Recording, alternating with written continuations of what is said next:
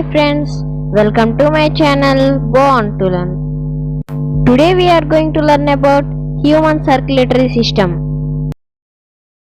Human circulatory system, the organ system of human beings and other animals which is responsible for the transport of materials inside the body is called circulatory system. The various organs of the circulatory system in humans are heart, arteries, veins and capillaries.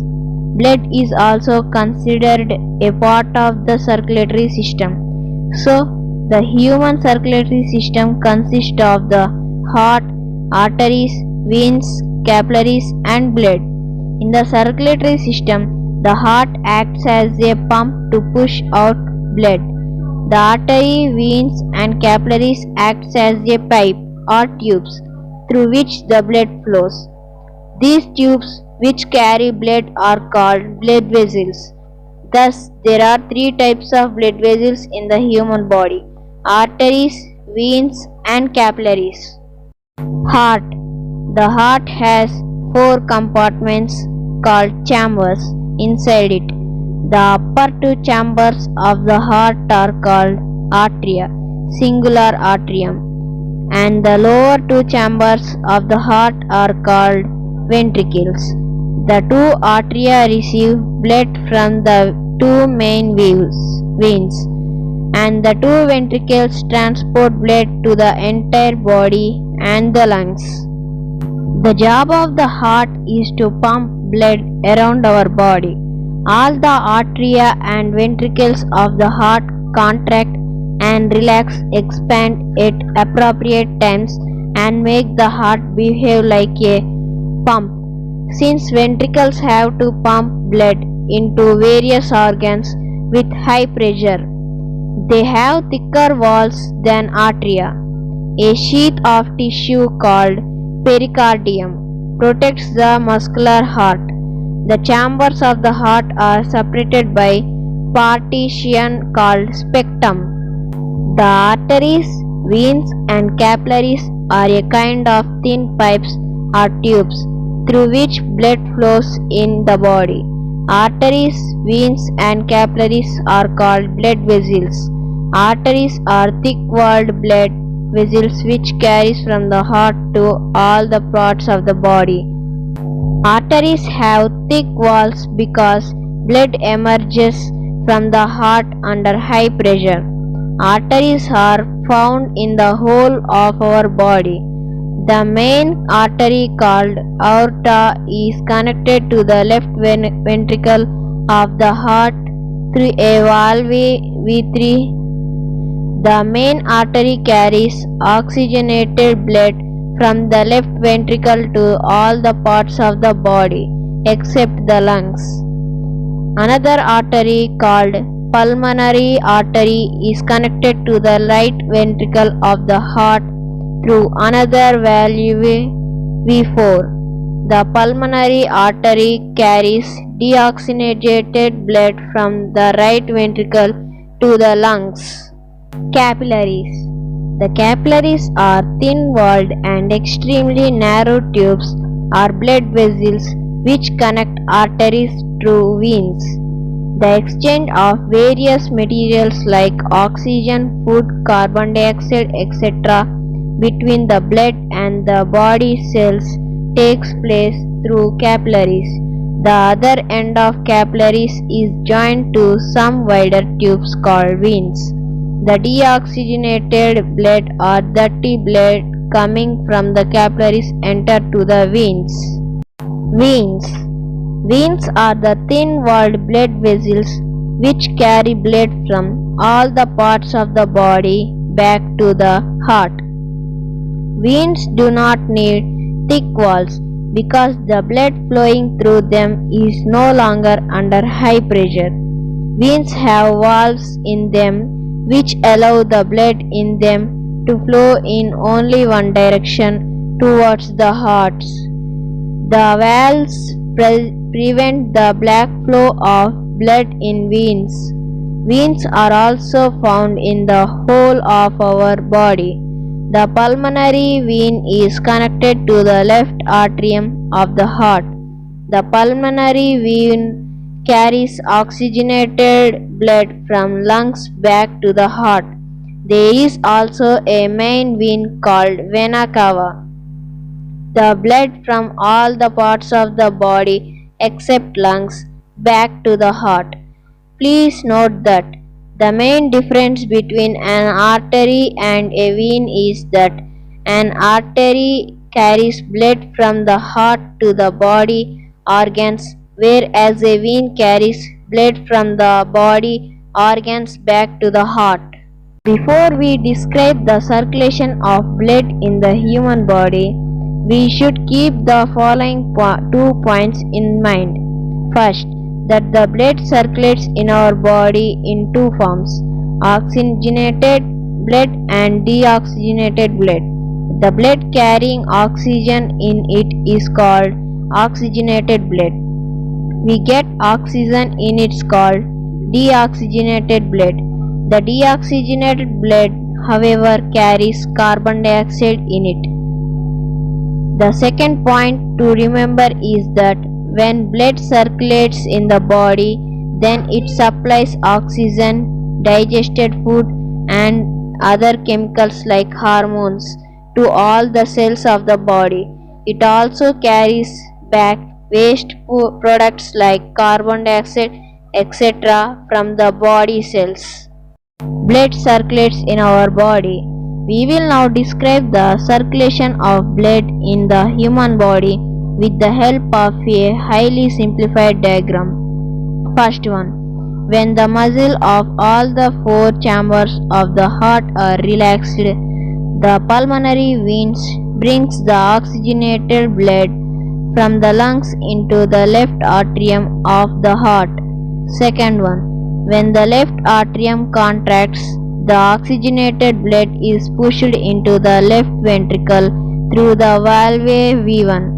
Third one, when the left ventricle contracts, the main oxygenated blood is forced into the main artery called aorta.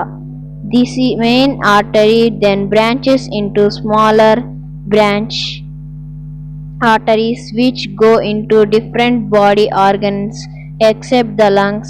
The smaller artery called arterioles further branch into capillaries. Fourth one, the main artery carries blood to all the organs or parts of the body like head, chest, arms, stomach, intestine, liver, kidney, trunk, and legs except the lungs. When the oxygenated blood passes through the capillaries of the body organs, then it gives oxygen to the body cells. Since the blood loses oxygen, here we say that the blood has been deoxygenated. The blood also gives the digested food and other dissolved materials to the body cells. At the same time, carbon dioxide produced as a waste material during respiration enter into the blood. Fifth one, when the right atrium contracts, deoxygenated blood is pushed into the right ventricle through the valve V2. Sixth one, and when the right ventricle contracts, the deoxygenated blood is pumped into the lungs through the pulmonary artery. In the lungs, deoxygenated blood releases its carbon dioxide and absorbs fresh oxygen from air. So the blood becomes oxygenated again. This oxygenated blood is again sent to left atrium of the heart by pulmonary vein for circulation in body. The blood circulatory system in human beings is an example of double circulation. This can be explained as follows. A circulatory system in which the blood travels twice through the heart in one complete cycle of the body is called double circulation. In the human circulatory body system, the pathway of blood from the heart to the lungs and back to the heart is called pulmonary circulation. and the pathway of blood from the heart to the rest of the body and back to the heart is called systematic circulation. These two types of circulation taken together make double circulation. The animals such as mammals including human beings and birds have four-chambered heart which consist of atria and two ventricles. In a four-chambered heart, the left side and right side of the heart are completely separated to prevent the oxygenated blood from mixing with deoxygenated blood. Such a separation allows a highly efficient supply of oxygen to the body cells, which is necessary for producing a lot of energy.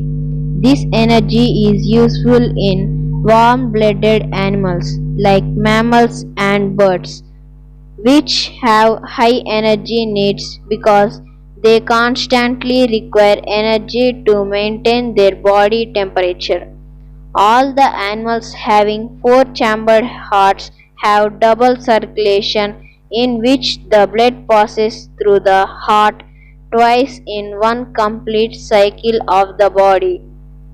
The animals such as amphibians and many reptiles are cold-blooded animals whose body temperature depends on the temperature in the environment.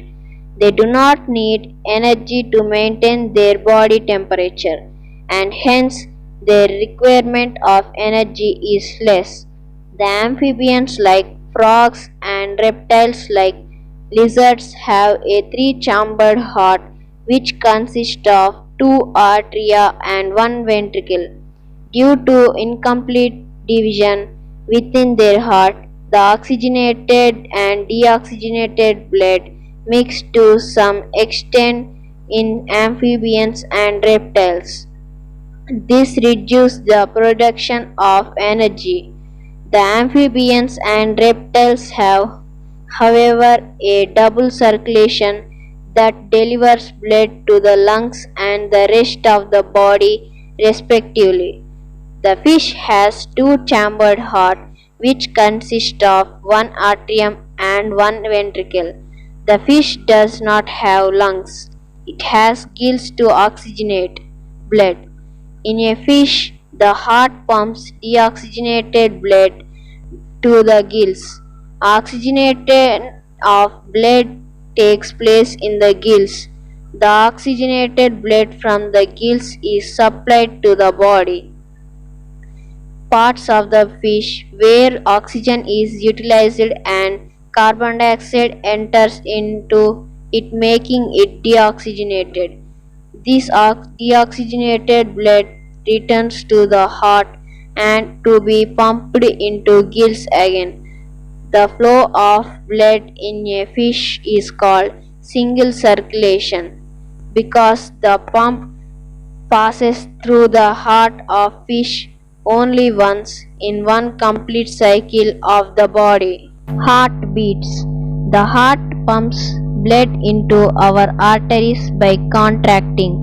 When the heart contracts, it becomes smaller in size and pushes the blood into main artery with a great force. Then the heart relaxes, comes back to its original size and gets filled up with blood from pulmonary vein. In this way, the heart keeps on contracting and relaxing again and again to pump blood into the body continuously. One complete contraction and relaxation of heart is called a heartbeat. The heartbeat usually beats about 70 to 72 times in a minute when we are resting. This means that the heart pumps out blood to the arteries about 70 to 72 times per minute. We can feel our heart beats if we place our hand on the chest just above the heart region. A doctor listens to our heartbeats by using an apparatus called stethoscope. The stethoscope magnifies the sound of heartbeats so that doctor can hear the heartbeats clearly. Through the average number of heartbeats of a person at rest is about 70 to 72 per minute, but the number of heartbeats increases too much after a physical exercise or when a person is excited. For example, if we count our heartbeats after running for a while, we will find it to be more than 100 per minute. The heart beats faster during and after an exercise because the body needs more energy under these conditions. The faster beating of heart pumps blood more rapidly to the body organs, which supplies more oxygen to the body cells for rapid respiration to produce more energy. The heartbeats can be counted easily by counting the pulse. That's all for today. Thanks for watching. Please like, share, and subscribe.